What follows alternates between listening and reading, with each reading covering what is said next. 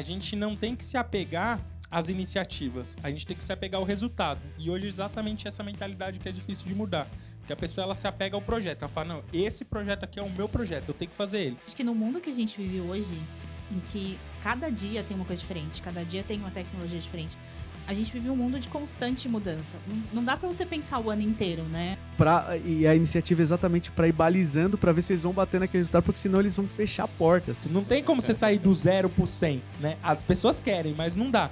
O modelo iterativo incremental é exatamente isso. Você sabe onde você quer chegar, você tem essa ideia, que é o iterativo, e o incremental eu não vou sair do 0%, eu vou construindo isso dia a dia, né? Você não vai sair de um Celta pra uma Ferrari.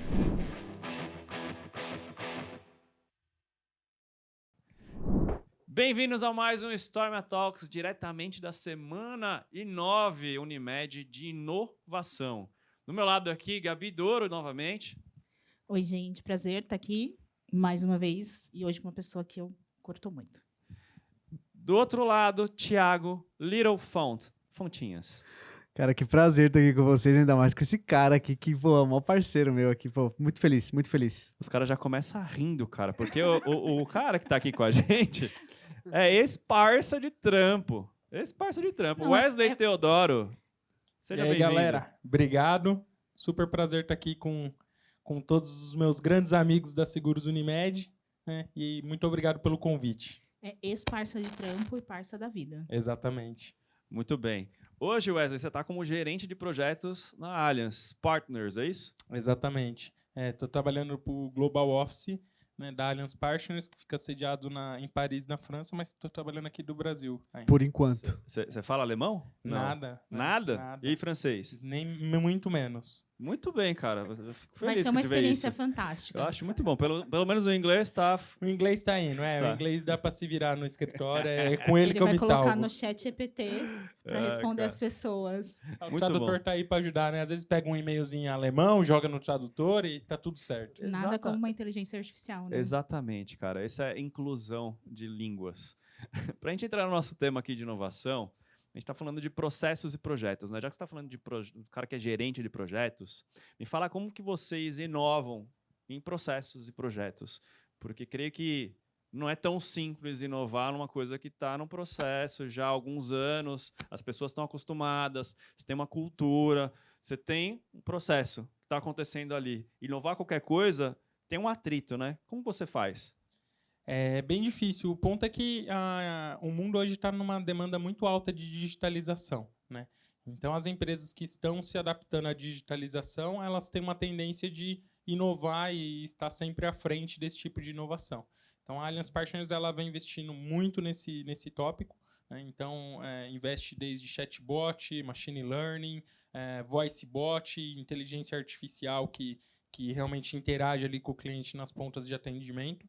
E aí, com foco nesse tipo de digitalização, a gente consegue inovar dentro de um mercado que tradicionalmente é atendido normalmente só por call center ou normalmente por atendimento até mesmo pessoal, né? Então, nesse modelo, a gente acaba investindo mais nesse modelo de digitalização e aí sim as inovações começam a aparecer. Uma coisa acaba puxando a outra. Então, você coloca ali um chatbot e aí começa o IC.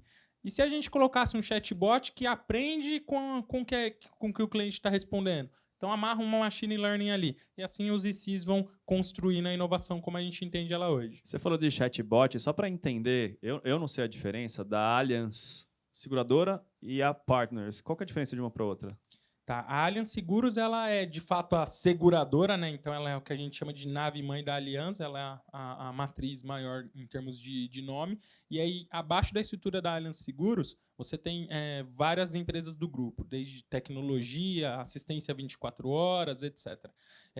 Eu trabalho na divisão Partners, que é a assistência 24 horas pelo mundo. Então, em mais de 40, 50 países aí, tem essa divisão de assistência 24 horas, que cuida da divisão de assistência 24 horas da própria Allianz e de outras empresas, sejam do ramo securitário ou automotivo.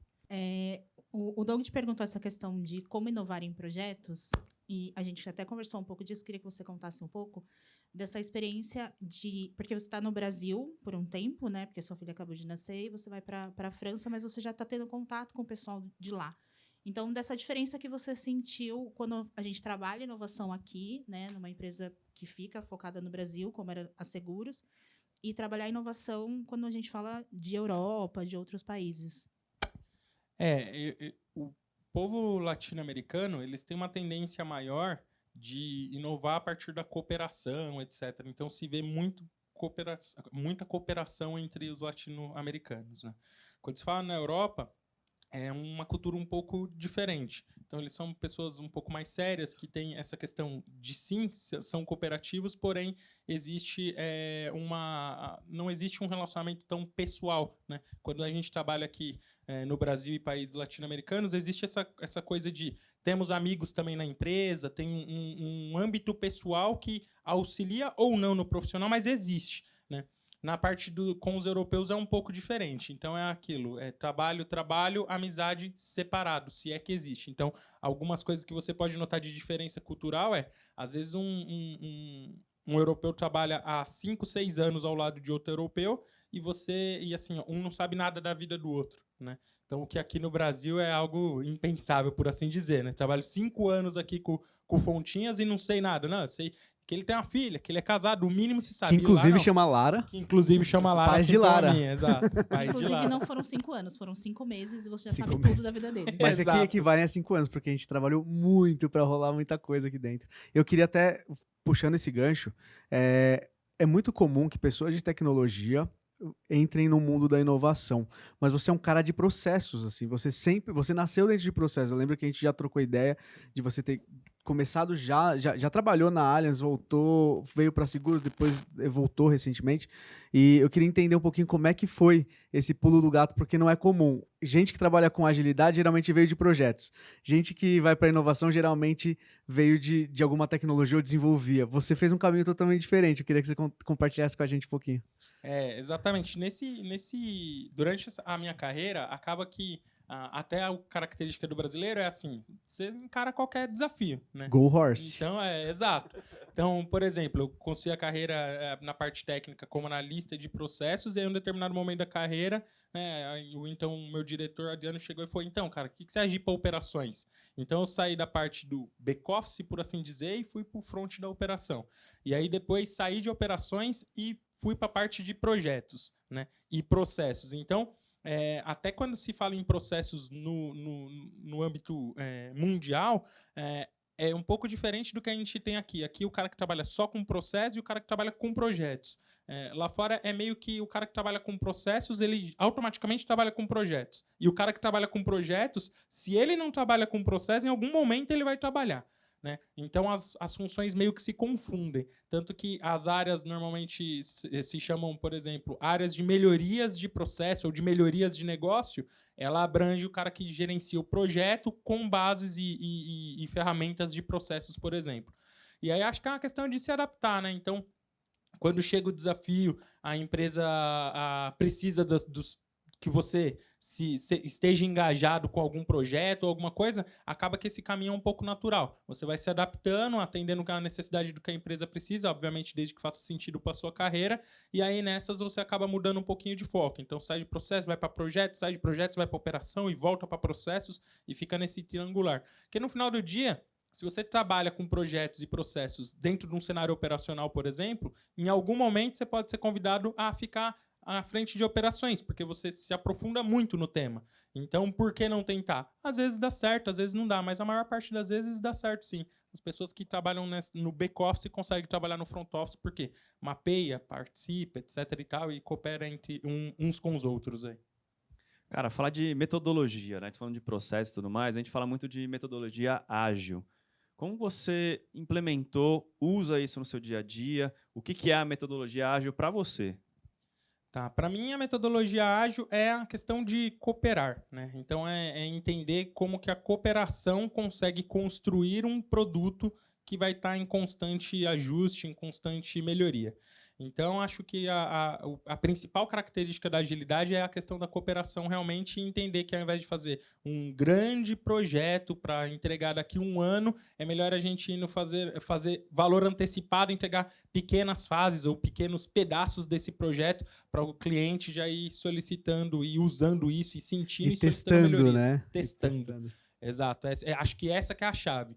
Então, eu entendo que é uma mentalidade, né? Então, se você pega um grande projeto, não faz sentido você dedicar aí 3, 4 meses para estimar o projeto para depois implantar em larga escala. Então, tenta adiantar o valor ao cliente, né? Antecipa esse valor, vê o que é possível entregar agora, e aí daqui 2 meses já tem a fase 1 entregue, vamos para a fase 2, e assim você vai construindo pequenos bloquinhos que no final do dia, ou no final de um período de tempo, todos esses bloquinhos se tornarão um grande projeto e muito mais aderente à realidade do que o cliente precisa. Eu sinto, às vezes, até na hora que você vai montar um projeto desse, que tem os sprints, tem um processo ágil, na hora de você montar um orçamento do ano inteiro, eu falo, cara, não estou entregando um projeto. Né? Esse daqui tem um processo para chegar no projeto final.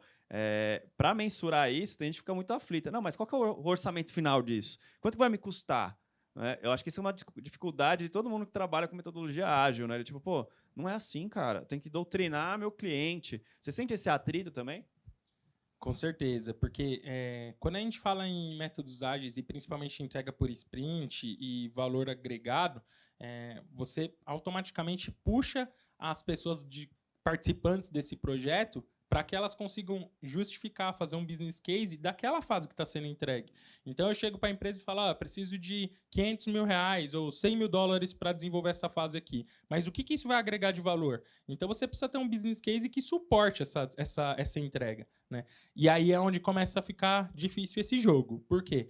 Porque grande parte das pessoas elas têm dificuldade de se comprometer com aquele business case. Então, ela fala, eu acho que vai dar isso, mas eu não tenho como garantir, né? Então é onde começa a ficar difícil, porque a pessoa, às vezes, ela tem os dados, às vezes ela tem o número, só que ela não tem a questão de colocar esse número e esse dado à mesa, porque amarra num business case e aí a gente vai ter que justificar o valor daquilo, né? Não quer dizer que você gastou 500 mil, que você tem que, no mínimo, recuperar 500 mil. Às vezes você tem um indicador qualitativo por trás disso. Mas até o qualitativo, ele tem que ser mensurável. Então você vai melhorar, por exemplo, a sua pesquisa, a sua NPS, sua 5-star, então você vai sair do NPS de quanto para quanto? Estou botando 500 mil aqui da empresa e vou sair de 7 para 8. Então é difícil quando você precisa justificar aquela fase e ter a contrapartida. Né? Eu vou entregar algo, mas o que a empresa ganha? Cara, eu acho isso muito, muito legal você estar falando isso, porque é muito do que a gente trouxe nas palestras de hoje, né? Falando sobre agilidade, cultura de produto, e eu acho que é muito da cultura de produto, né? É muito comum a gente, igual eu comentei, né? As pessoas de projetos vêm para agilidade, mas se não tiver a forma de pensar que às vezes não é... O projeto trata de iniciativa, né? De alguma coisa que você está ali tangibilizando para entregar valor para o seu cliente. Mas às vezes não dá, porque quando a gente... E o Wesley, eu vou até puxar aqui para você falar um pouco de OKR que você trouxe para dentro da Seguros. Às vezes não é sobre isso, às vezes eu tenho só um objetivo e eu tenho que ir mudando as minhas iniciativas para mexer ponteiro. E a iniciativa, às vezes, ela é só um detalhe dentro do objetivo maior, né? E, cara, conta pra gente de OKR, sabe? E eu também queria só complementar, já que a gente vai falar desse assunto, porque nesse ano a gente percebeu o quanto isso foi diferencial, né? Porque antes a gente pensava a estratégia, o mapa estratégico como um todo e era o ano inteiro. E agora a gente vê ele mudando, que acho que é muito dentro de tudo isso que você está falando, né, Wesley? Exatamente. A gente costuma dizer que o OKR ele bebe da fonte da agilidade, né? Porque você tem lá os objetivos e os key results, que é o que vai suportar esse objetivo. Então, o objetivo parece estranho, mas ele é subjetivo. Então, será a empresa referência em gestão de sinistro, por exemplo. Agora, o que é ser referência em gestão de sinistro? Aí você tem que numerar isso, colocar key results. Então, atingir X% de sinistralidade, atingir Y% de savings, etc. E aí cai exatamente no que o Thiago falou, né? A gente não tem que se apegar às iniciativas, a gente tem que se apegar ao resultado. E hoje é exatamente essa mentalidade que é difícil de mudar. Porque a pessoa ela se apega ao projeto. Ela fala, não, esse projeto aqui é o meu projeto, eu tenho que fazer ele. Só que você está fazendo o projeto e o resultado não vem. Aí você implementou o MVP, o resultado não veio. Você tentou lançar uma Wave 1, o resultado não veio. Então, assim, é o momento de você abandonar essa ideia e mudar o rumo. Né? É exatamente isso que a agilidade prega, a adaptação. E o OKR é a mesma coisa. Então, você tem lá o objetivo, que teoricamente é imutável dentro de um planejamento estratégico, os KRs, que é o que vai te carregar a atingir aquele objetivo. As iniciativas, teoricamente, elas têm que ser vivas. Né? Então, assim, tá dando resultado? Boto mais dinheiro, boto mais investimento de tempo, de pessoas. Não tá dando resultado? é o momento de eu repensar, né? Vou repriorizar, talvez mudar a estratégia, talvez mudar a iniciativa ou literalmente abandonar. Mas, gente, não deu certo. A gente pensou, mudou o mercado, mudou a premissa, mudou N variáveis, agora a gente vai ter que buscar uma outra iniciativa. E hoje acho que essa é a maior dificuldade, que as pessoas se apegam ao projeto. É meu isso. projeto, né? E não ao resultado. My precious. E sabe o que é interessante? Isso mesmo. Uma vez eu estava vendo uma palestra do CEO da Startse. Né? Eles fazem aquelas viagens para você conhecer as startups e ele falava sobre OKR. E o que ele falou foi o seguinte: uma OKR. Por que a gente quer trabalhar com OKR? Por que a gente apresenta a cada 3 meses? Né? A gente tem que ir lá e mostrar os resultados e ver se vai mudar de iniciativa ou não. Isso marcou muito a minha carreira, né? Porque eu estava olhando muito para isso, que era assim, cara, uma startup, quando ela pede um aporte, às vezes só vai dar esse dinheiro para 3 meses. Então ela precisa investir, ver se ela vai atingir aquele resultado, porque daqui 3 meses ou ela vai fechar a porta e começar uma startup nova, ou ela vai conseguir mais um aporte. Então o OKR ajuda eles a ter foco onde eles têm que chegar. E as iniciativas, eles vão mexendo, é como se eu tivesse, cara, coloca um pouquinho mais de sal aqui. Putz, não deu certo. Tira um pouco de sal, põe açúcar.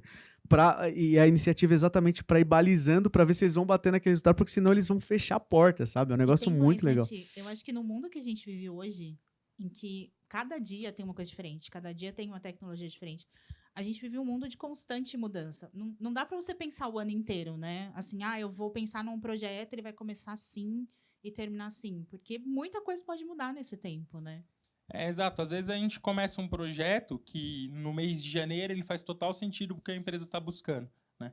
E aí o mercado, em março, ele muda. Então algum outro player fez algum movimento no mercado e aí a característica do cliente ou de prestador ou o comportamento de alguém que é foco dentro desse processo mudou.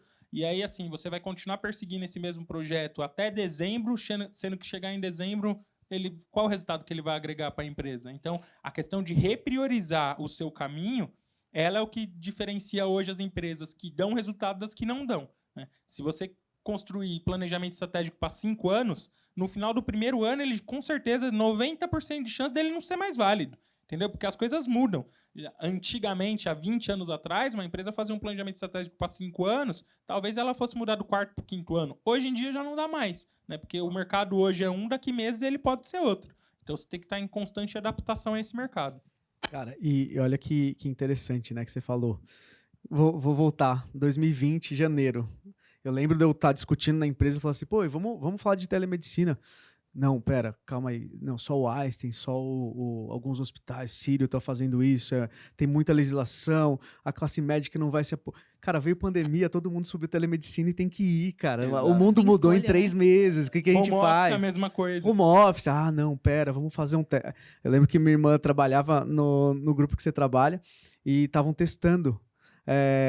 Não, vamos fazer um piloto com home office e tal. Cara, deu 15 dias, todo mundo sobe, vai todo mundo para casa, trabalha de lá e pega a tecnologia. Agora é o piloto no presencial, né? Agora é o piloto Vamos do fazer um presencial. piloto Vamos presencial, voltar pro qualquer. presencial. Então é isso, cara. Tudo pode mudar. E eu lembro também muito na época que eu estudava na faculdade, que era uma maravilha quando a gente Faz pegava tempo, né, os... Ti? Faz tempo, faz uns 10 anos aí que me formei. Mas eu lembro que os professores de projetos, né, que tinham essa visão, eles falavam muito, nossa, a Toyota, ela se planeja tem 10 anos de planejamento, a empresa X tem 10 anos de planejamento. Cara, hoje isso é impensável, né? Isso é totalmente arcaico, né? Pensar dessa forma. Se você for pensar até na indústria automotiva, por exemplo, antigamente eles se planejavam para 10 anos e até conseguiam cumprir. Total. Hoje, uma indústria automotiva que não está migrando para carro híbrido ou para carro totalmente elétrico e pensando em estação Ou carro de carga, autônomo. carro autônomo, estação de carga, a cada quantos quilômetros, e fazer um planejamento incluindo, por exemplo, ter estação de carga nas principais rodovias do país, né, é algo que está dando os passos iniciais aqui, mas se você for, por exemplo, ver na Europa, tem países que já tem 25% da frota de carro elétrico. E aí o país ele tem uma infraestrutura dedicada a isso, né? E não foi isso. Há 10 anos atrás, eles não tinham a menor ideia de que isso ia acontecer agora. Eles tiveram que se adaptar em 1, 2 anos, talvez. Então, a coisa ela era embrionária em algum momento, mas chega um momento que deu um boom. É o caso do home office, é o caso da telemedicina, né? Então, algo acelerou em anos alguma ação. O caso do home office é isso. Então, assim, a gente já tinha testado em outra empresa. Vamos fazer teste com 10 pessoas, teste com uma área, teste com sei o quê. E nunca ia para frente de verdade, né? Meio que só quem era de TI que trabalhava de home office mesmo e alguns consultores. E aí, da noite pro dia, em março de 2019, é home Tem office que para fazer. 2.000, 3.000 funcionários em 15 dias. E teve que fazer, né? Então, nessa levada, uma empresa que tinha feito seu planejamento para um ano já não servia. Caiu por terra. Não, caiu Exato. tudo, né? Chegou a pandemia, caiu tudo. Uma coisa que o te falou, e eu queria que você comentasse um pouco, Wesley, essa questão de startup, né? Quando a gente fala de startup, é algo muito mais rápido, né? Eu crio, deu certo, não deu, a galera tem muito menos de errar, né? Essa nova geração.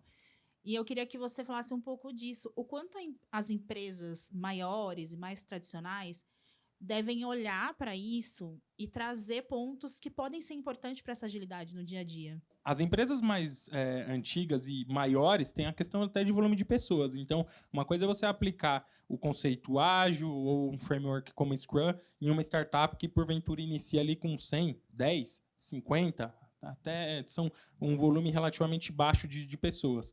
Então, você consegue mudar a cultura ou ajustar a cultura ou se adaptar a uma cultura nova de forma mais rápida. Até porque você está contratando constantemente e você pega pessoas nesse perfil. Quando você fala numa empresa mais tradicional, principalmente no mercado segurador, é um pouco difícil de fazer essa migração. Então, normalmente, as empresas maiores mais tradicionais, elas trabalham no modelo híbrido, que é o quê? Utiliza-se de ferramentas ágeis, de algumas cerimônias ágeis, então, aplica-se daily meeting, se aplica review, etc. e tal, mas não tem como ser no full ágil, até porque tem uma questão de orçamentação, que é anual, né? Não é igual uma startup, igual o Thiago falou, que a gente vai fazer um orçamento para 3 meses, receber um dinheiro, tem esse aporte, precisa fazer esse dinheiro sobreviver 3 meses e no final de 3 meses ter mais dinheiro. Muito pelo contrário, a empresa ela tem um orçamento anual, às vezes até 1 ano e meio, algo nesse sentido, e aí ela precisa ter uma visão que a agilidade hoje não suporta, né? Então, por isso, o modelo híbrido hoje para as grandes empresas é um modelo que vem fazendo sucesso.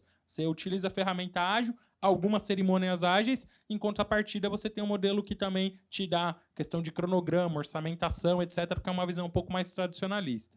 Você tocou no assunto aí do framework Scrum. Scrum, eu já ouvi falar no rugby, mas não é um movimento do rugby, né? O que é o Scrum na metodologia ágil? Que framework é esse? Tá, tem vários frameworks que são possíveis de serem utilizados na metodologia ágil, né? O framework Scrum ele é um dos mais famosos, então ele prevê algumas cerimônias e alguns modos de trabalho, onde você colocando, pense que o framework ele é um guarda-chuva e abaixo dele você tem ali ferramentas e modos de fazer algumas coisas. O framework ele é o mais famoso, é o Scrum, por conta do modelo de trabalho dele. Então você tem as reuniões diárias, as cerimônias que são pré-definidas, que é a review, a sprint release. Então você tem várias cerimônias que devem ser atendidas, né? E dentro dessas cerimônias você ainda tem as ferramentas. Então, como por exemplo, a estimativa de um desenvolvimento, não só a TI que faz a estimativa, né? Comparando com outros frameworks e outros modelos, você não pega a sua demanda, chega e entrega para o cara da TI e fala, ó, vê aí quanto que é. O time todo participa, né, utilizando o que chamam de poker, que são as numerações de complexidade. Então, aí você tem algumas ferramentas, é o caso do Poker Planning, onde você coloca qual que é a complexidade baseada em números. E aí, se, por exemplo, eu coloco um número muito baixo e eu sou do time, não sou desenvolvedor, e o desenvolvedor coloca um número muito alto, a gente faz o entendimento, porque assim, ó, em um determinado momento, a maturidade do time tem que estar próxima. Então, uma coisa é eu colocar um 3, você colocar um 5. Outra coisa é eu colocar um 3 e colocar um 13. Né? Então, tem que entender qual que é a diferença. E aí se usa dessas ferramentas dentro do Framework Scrum e dessas cerimônias para que o processo ágil seja orquestrado da melhor forma ali, envolvendo as pessoas. Para quem acha que o Wesley não está usando nenhum padrão numérico porque ele falou 5 e 13, que não é uma coisa que é comum, é porque ele está usando Fibonacci, tá, gente? Procura a sequência de Fibonacci, é uma forma que a gente usa o tempo inteiro. Explicar isso para as pessoas, né, Thiago? Não, então, a sequência Fibonacci é um número, a proporção áurea, né, que a gente fala. Ele tem uma sequência e a gente usa isso muito nas plannings para estimar. Então, você começa com 1, 2, 3, 5, 7, 8, não lembro agora. Exato, é sempre o número mais a soma do anterior. Exatamente, então, 1, 2, essa 3, sequência 5, é maravilhosa. 8 e assim vai. Então, ele não tá aleatório, tá, então galera? seria o Bonovox um cara de Scrum? Seria Bonovox um Pode Scrum ser. Master? Pode ser. Fica a questão. O que eu acho que é legal, assim, do Scrum aí, falando um pouco mais da parte filosófica, né? Que o Doug fez o O paralelo Thiago se recompôs rápido, né? do Scrum do Scrum do rugby, é que quando eles fazem aquele escudo, né, e joga a bola por baixo, o time precisa correr junto. Se uma pessoa falha, o Scrum desfaz, né? Então, esse é uma forma de mindset, né? Quando uma pessoa... Por isso que a gente vai pra play e fala assim, cara, se um cara falou que é 13 e o outro falou que é 5, cara, peraí. Então, o que tá acontecendo? Porque se eu estimar que é 13, a gente vai entregar menos. Se eu estimar que é 5, pode ser que a gente tenha um balde, que tenha um monte de coisa para fazer na próxima sprint. É um nivelamento do que é a demanda, né? É um isso. entendimento comum. E até uma das vantagens da agilidade, que é justamente essa de reduzir a dependência, né? Porque quem já não passou por um problema de falar assim, o desenvolvedor João foi desligado na empresa, o projeto vai atrasar 3 meses, porque ele era o único que sabia como ia fazer, né? O analista de processos Wesley saiu e agora o projeto vai ter que ficar parado porque a gente não sabe o que vai acontecer. Com a agilidade e com o Scrum, isso não acontece. Por quê? Porque o conhecimento ele é dividido, compartilhado. Então todo mundo sabe o que está rolando. É uma blockchain de conhecimento entre os colaboradores. Exatamente. E até no episódio que a gente gravou com a Cimara, ela fala que a gente trabalha muito em pares, né? E o working pairs dentro do desenvolvimento é muito para isso também, porque às vezes uma pessoa colocou que é 5 e a outra colocou, não, peraí, vamos trabalhar junto e eu te ajudo e a gente vai trabalhando em par para entregar algo melhor, porque às vezes o desenvolvedor não consegue fazer sozinho, e acho que esse trabalho em equipe é muito, muito importante. Né? E o que é legal, por exemplo, do Poker Planning, é que às vezes uma pessoa colocou uma estimativa lá embaixo e a outra colocou lá em cima, e aí quando você vai perguntar o por que está muito embaixo ou por que está muito em cima, realmente alguma das partes não entendeu qual que era a demanda, né? E aí você utiliza essa ferramenta para que você tenha um nivelamento de conhecimento. Você fala, não, mas é complexo fazer isso por causa de A, B, C, D. Fala, não, mas não é isso que a gente quer fazer. Então você vai sempre nivelando. Então o que isso gera, né, de valor agregado? Primeiro, se alguém sair da empresa, ficar doente, ainda assim o projeto e a vida continua, né, teoricamente dentro dos prazos inicialmente estimados. E, além disso, se gera um nivelamento de conhecimento utilizado para o próprio projeto. Então, se chega o diretor, o gerente ou o analista e pergunta para qualquer pessoa da squad o que está rolando, qualquer pessoa tem a capacidade de responder. Você não vai precisar falar só com o cara da TI, ou só com o cara de projetos, ou só com o cara de processo. Todo mundo é capacitado para responder sobre os temas que estão acontecendo dentro do cenário da squad, utilizando o Agile e utilizando o Framework Score, que é o mais famoso aí entre os frameworks disponíveis. Cara, falar de cases, né? Tem algum case que você fala, pô, cara, que projeto legal que eu fiz, saí com a cabeça erguida assim, meu, que orgulho. Que você pode compartilhar com a gente? Com certeza. Na própria Seguros Unimed, acho que a implantação do modelo de OKR foi e tem sido um sucesso, né? Então, o OKR, como a gente falou, ele bebe da fonte da agilidade. Então, era o que a Gabi falou. A gente tinha um planejamento estratégico onde as pessoas elas não se enxergavam dentro desse planejamento estratégico. Então, tinha lá várias camadas, cores, separações, etc. E aí tinha que fazer, entre aspas, como um self-service. Então, assim, onde você se enxerga aqui no planejamento? Eu me enxergo no item 20, me enxergo no item 5. Então, a gente mudou esse planejamento estratégico para o modelo de OKR. Então, são 6 objetivos que a empresa tem. Dentro desses 6 objetivos, foram estruturados grupos de trabalho, né, as chamadas frentes estratégicas. As frentes estratégicas elas trabalham para definir os KRs que vão atender esses objetivos. E, mais do que isso, para entender as iniciativas que vão conseguir alavancar o número desses KRs, fazer com que o resultado apareça. E aí, onde que entra a agilidade nisso tudo? Então, eu tenho lá um grande objetivo que é reduzir custo de sinistro, por exemplo. E aí você tem um KR que é reduzir custo de fraude até, sei lá, R$1 milhão. E aí, abaixo desse KR, você vai ter N iniciativas. Grande parte dessas iniciativas, a pessoa tem uma ideia, né?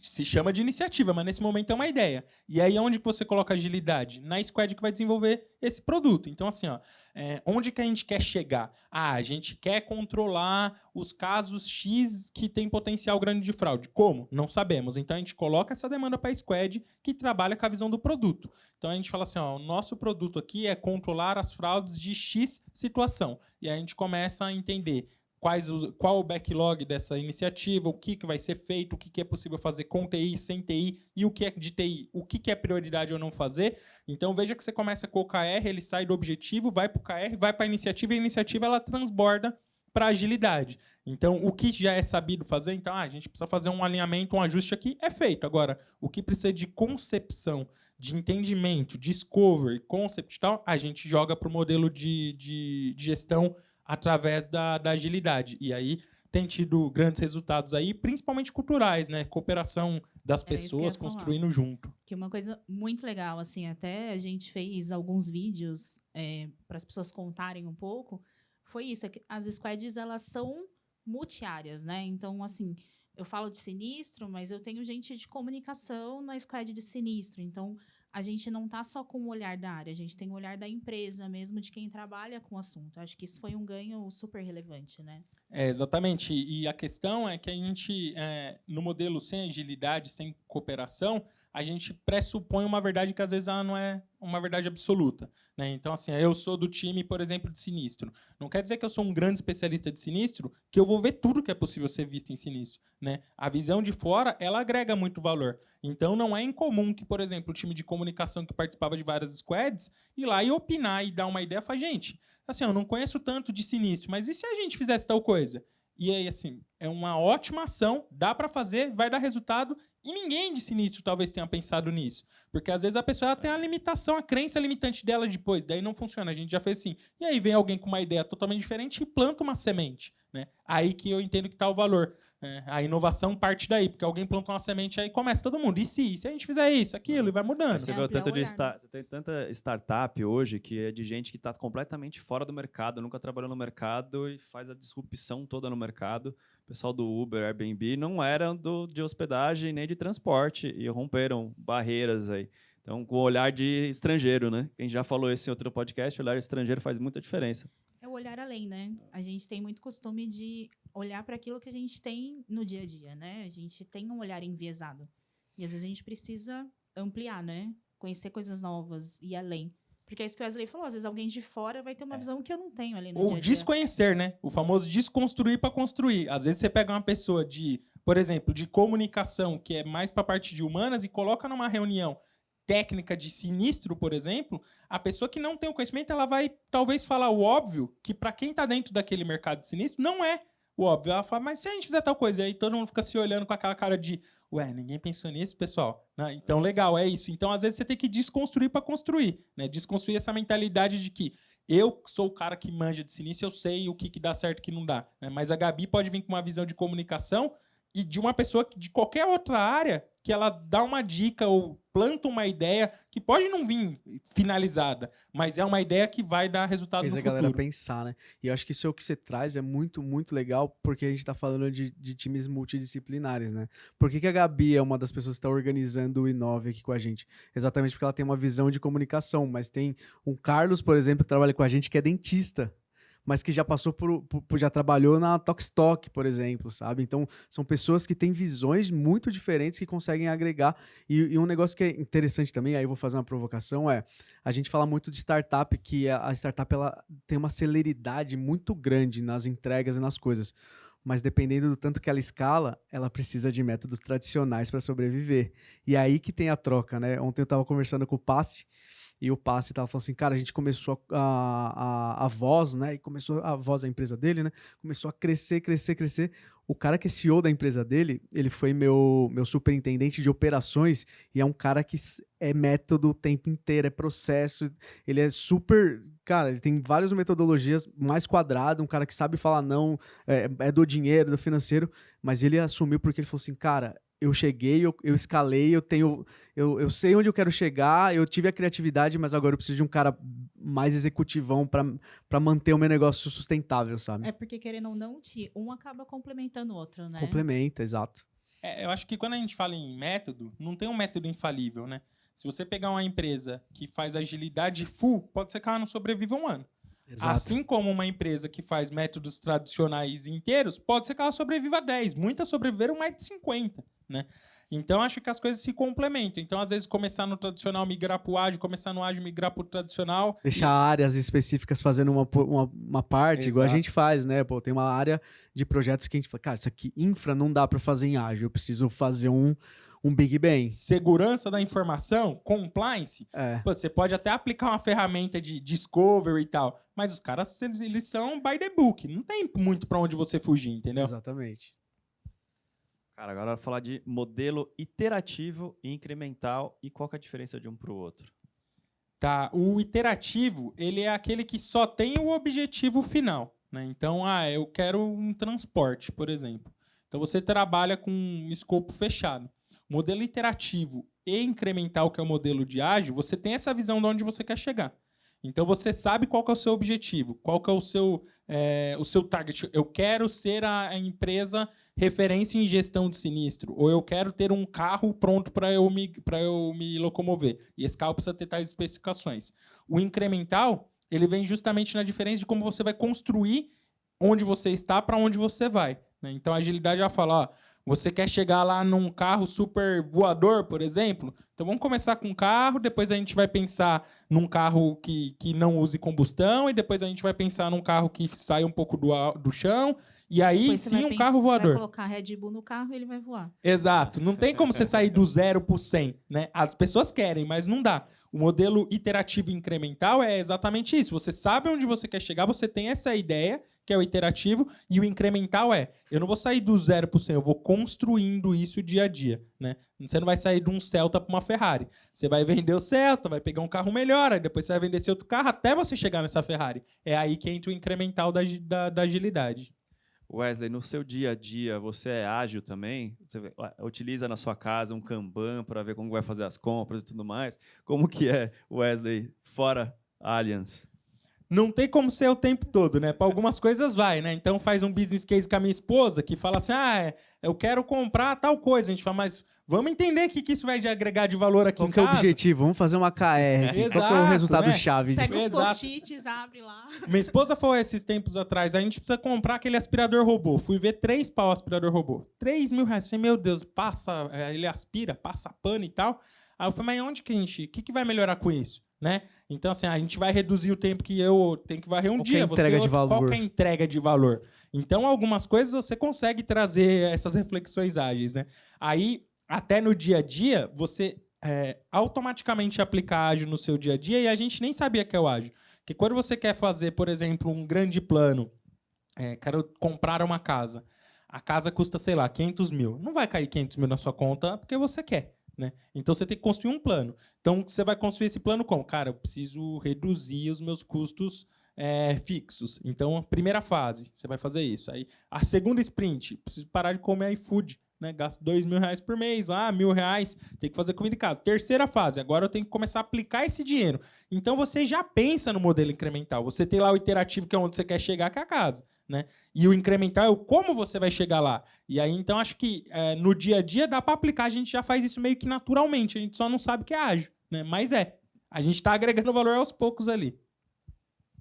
Cara, eu acho muito, muito interessante isso, que eu levo isso muito pra casa, né? Outro dia eu tava discutindo com a minha esposa, eu falei assim, quando a Lara ainda não fala, né? Começou a falar papai agora, mamãe e tal, mas quando ela chegar e falar assim, pai, o que é isso? Eu vou falar assim, não, pera, vamos na lousa aqui, ó.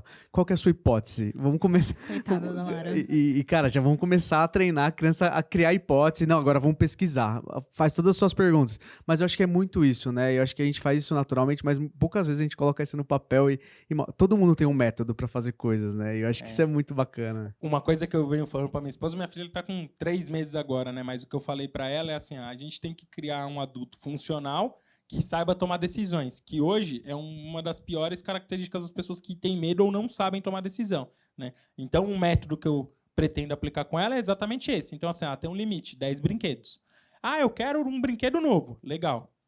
Vamos entender. É esse brinquedo que você quer? Tá aqui, tá comprado, porventura. Qual que você vai doar? Então, ela vai ser forçada a tomar uma decisão. Vai doer para ela? É óbvio, até porque ela é uma criança, né? Então ela quer 10 mais 10, ela quer 1000 brinquedos, mas ela vai ter que tomar decisão. E acho que isso a gente pode ensinar desde o início. Sabe o que a gente vai fazer daqui 3 anos? A gente vai voltar e ver o resultado disso. Exato. Vamos ver o resultado do quê? Quero Isso é o quê? É um experimento. É um experimento. A gente tem uma hipótese de que isso vai dar certo. Quero fazer um teste. Inclusive, daqui 3 anos, a gente vai trazer as 2 Laras. Mas aí elas não vão Elas podem conseguir usar. conversar, porque uma vai falar Vou trazer, francês. vou trazer as duas Laras aqui. É. E aí, assim, eu espero que no futuro a minha filha possa falar assim, bom, na minha hipótese, esse brinquedo aqui vai me agregar mais valor porque eu vou brincar mais tempo com ele. Esse daqui eu quase não uso. Então, pai, quero fazer essa substituição aqui do brinquedo número 2 por um novo, né? É e aí isso. é daí que começa a cabeça a pensar em o quê? Agregar valor e poder de decisão e hipótese, e aí tudo que a gente Isso aí. prega aí na agilidade. Bom, pra gente garantir esse encontro daqui a 3 anos, eu vou ter que colocar minha filha no francês agora. É, Pra ela já espero. começar a falar o Je Verdade. suis, sei lá, Je suis Lara. Acho que vocês podem fazer calls com elas. Com certeza. Meets, WhatsApp. Cara, Wesley, como que é o dia a dia lá de projetos na Allianz? Que tipo de projetos vocês encabeça lá? Como que funciona? Grande parte são projetos de tecnologia realmente, né? Então, digitalização é o forte da empresa. Então, foco em digitalização e qualidade de primeira linha. Então, é um modelo de trabalho onde a gente quer entregar o resultado agregado de fato no final para o cliente, né? Então, são projetos que vão desde tecnologia mais simples, como uma estrutura de URA, até tecnologia de machine learning, por exemplo. Então, via de regra, a maior parte dos projetos envolvem TI de ponta a ponta, né? Até porque empresas hoje que não se envolvem de forma íntima com a tecnologia, elas tendem a morrer em breve, né? Então, um exemplo disso, atendimento. Você tem pessoas hoje e vai ter sempre pessoas que querem ligar no call center e falar com um ser humano, e está tudo bem, né?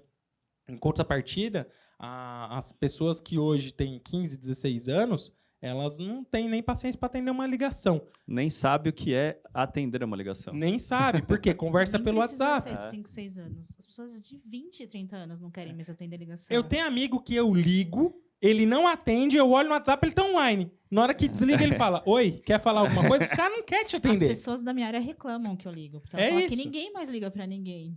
É isso, então quer dizer, a gente tem que atender a todos os públicos. Então tem que atender o público que quer ser atendido por um ser humano no call center, assim como tem que atender o público que quer abrir um aplicativo, um web app, por exemplo, e ser atendido inteiramente pelo digital, né? Seja essa interação digital na outra ponta com o humano ou com o robô. O importante é atender o que essa pessoa tem de demanda. Cara, isso me lembrou um projeto que eu fiz que a gente tinha uma pergunta no meio da jornada que era assim: autoatendimento. Vou fazer sozinho e tipo, tinha um texto de base assim que era: esse aqui você faz sozinho e vai até o fim. E embaixo era: preciso de ajuda. Alguém vai te ligar e te ajudar. Cara, era exatamente isso. Tinha muita gente que clicava no preciso de ajuda, porque era um agendamento, era um negócio. Cara, isso é muito legal, porque aí você tá customizando, né, o seu atendimento. Você conhece seus clientes. Isso é muito massa. Tem Ai, Vai lá, desculpa, Gabi. Wesley. Não, tem lojas hoje em dia que até tem cestos com cores diferentes, né? Sim, Quem exatamente. ajuda a pegar um, então... Ou não, eu não quero falar com nenhum vendedor, né? Ele pega uma sacola verde. Não, eu quero falar, ele pega a branquinha, A né? bateria social tá baixa, né? E assim, a gente tem que pensar até em questão de faixa etária, né? Não estou falando nenhum tipo de preconceito de etarismo, mas assim, eu vou dar um exemplo. Meu pai nunca abriu o WhatsApp na vida dele, né? Então, ele é uma pessoa alfabetizada e ele usa o telefone para ligar e receber ligações. E tem o termo letramento digital, né? Isso Exato. tem que ser debatido, né? Com certeza. E assim, ó, por exemplo, ao ligar para uma seguradora e pedir assistência 24 horas, o meu pai é uma pessoa que nunca vai pelo canal digital, né? Ele sempre vai querer falar com uma pessoa. E tá tudo bem. Agora, se você pegar uma pessoa que já é letrada digitalmente, que nem gosta de falar ao telefone, ela tem que ter a opção de falar no digital, né? De responder, interagir ali no WhatsApp, seja com um robô, seja com uma outra pessoa, só que ela não quer falar com ninguém, né? Então a gente tem que atender ao mercado e todos os seus aspectos, ou a maior parte deles. Entender comportamento é muito importante, né? Que o consumidor vai mudando conforme vai passando o tempo. Eu acho que comportamento diz muito o que você vai fazer na sua metodologia ágil, que produto você vai entregar. Comportamento diz muito mesmo. E as pessoas vão mudando o comportamento, né? Exato, a gente tem um termo que a gente chama de extreme users, né? Os usuários extremos. Então, às vezes, um cara que tem um comportamento muito digital, outro extremamente analógico. Putz, eu vou pro nicho do analógico? Ah, legal, vamos lá, vamos só nichar ali. Eu vou só pro digital, ou eu tento atingir os dois e eu pego todo mundo que tá no meio, sabe? Meu pai não tem aplicativo de banco instalado no celular. Ele sabe Ele que vai é lá Pix, no porém caixa. ele nunca usou na vida. Ele é amigo vai da no gerente. caixa. Ele é amigo da gerente. É isso. É Ele vai isso. no caixa, ele tira extrato, ele deposita, é tudo no caixa, entendeu? Então, esse tipo Ele de... toma café com a gerente Van Gogh. Exato. Quisera. É que é uma questão que acho que a gente nunca viveu com tantas gerações ao mesmo tempo, né? E com as pessoas vivendo mais, isso vai ser cada vez mais natural. Porque, por exemplo, o seu pai, quando ele nasceu, não tinha internet. Baby boomer. Exato. A Lara, daqui 1 ano, vai estar lá mexendo no celular melhor que você. Você parou pra pensar que nós somos a única geração que conhece o mundo antes da rede social E depois? e depois da rede social? Nós quem? É isso. Nós todos aqui. Por quê? Porque você tá Eu já me nasci incluindo. com rede social, porque na minha época tinha o ICQ, que já era uma rede social. Ele Na tá sua querendo, época. querendo parecer mais novo, né? Com Tá- 15 anos, Exato. né? Ele tinha isso aqui. Fazia aquele...